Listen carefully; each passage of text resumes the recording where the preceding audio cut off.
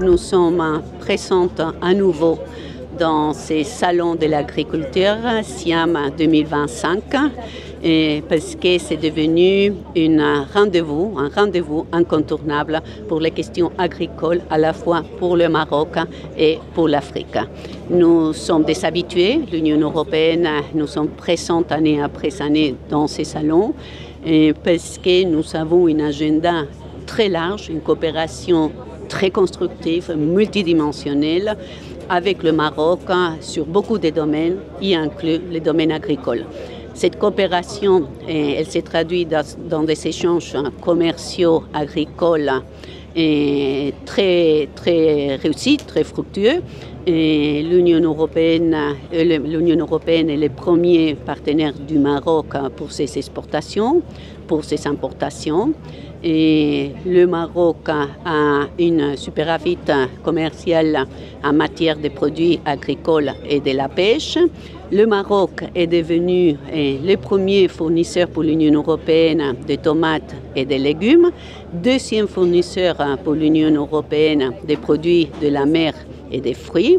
Et l'Union européenne est devenue aussi un fournisseur fondamental du Maroc pour les blés avec 60% des importations du Maroc.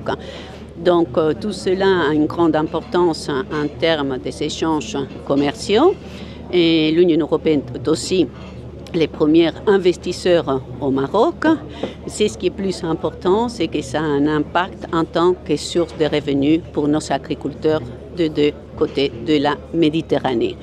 À côté de ces échanges commerciaux qui ne cessent de s'accroître, et les nouvelles chiffres qui sont apparus déjà cette année montrent une croissance de 4% des échanges commerciaux, nous avons à côté une coopération dans la matière très fructueuse, une coopération très réussie, une coopération où la gestion de l'eau et de cette ressource naturelle qui est devenue une ressource rare est devenue une priorité politique et surtout un défi que nous partageons de deux côtés de la Méditerranée. Un défi pour le Maroc après 7 années de sécheresse, mais aussi pour les pays européens et surtout les pays européens du Sud. Alors, ça s'est traduit dans une coopération sous les chapeaux d'un partenariat vert que nous avons entré. Le premier partenariat vert que l'Union européenne a conclu avec un pays tiers, c'était avec le Maroc. Et en termes très concrets, depuis des années, nous sommes dans un partenariat avec le Maroc pour accompagner dans ces réformes le programme Green Generation du Maroc, accompagné par l'Union européenne avec le programme Terre verte, avec un focus très particulier sur les agriculteurs pour améliorer les compétences et l'innovation des agriculteurs pour faire face au choc climatique. Deuxièmement, c'est la convention qui a été signée aujourd'hui entre le ministère de l'eau et l'équipement et le ministère de l'Agriculture. Dans le background, dans le contexte, c'est une coopération entre l'Union européenne et la Banque européenne de reconstruction et développement pour la gestion des eaux souterraines.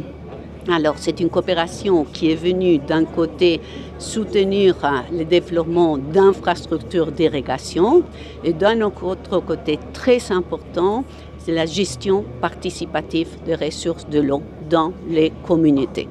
Et troisième élément et troisième axe de cette coopération, l'innovation, la recherche et l'innovation.